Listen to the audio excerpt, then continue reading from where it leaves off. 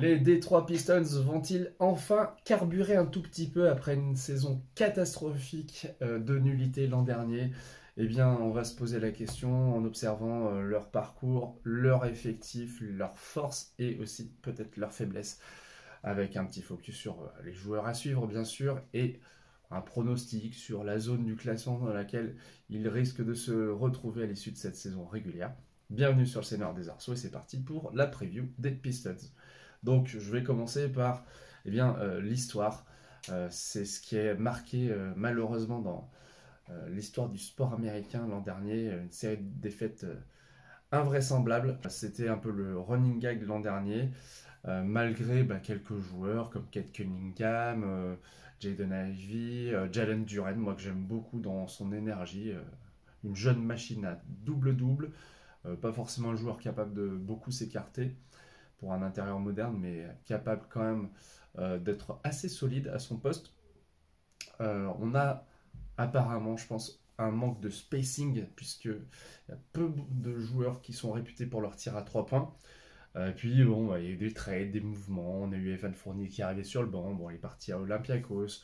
On a des jeunes joueurs qui arrivent, comme Ron Holland, un rookie qui est prometteur, mais ce qui s'épanouira sur le poste 1 ou 2, on ne sait pas trop. Dans ce marasme, c'est un petit peu flou. Puis Kylian Hayes, le français, qui a été tout simplement renvoyé l'an dernier pour, je pense, manque de résultats après, je crois, 3 saisons sous les couleurs des Pistons.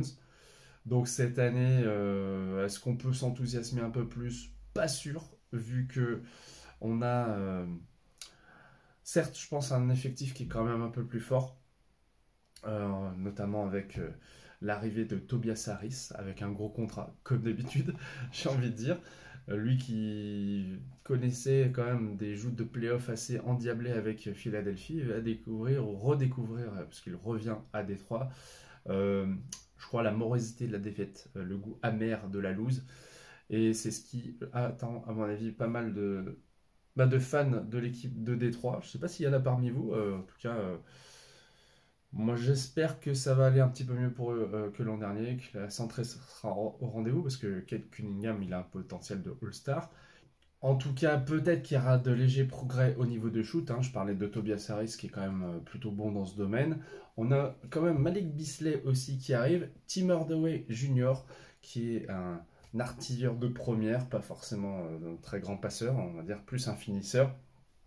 Et il y a besoin d'espace, hein, je pense, pour des créateurs comme Cunningham, comme Jaden Ivey.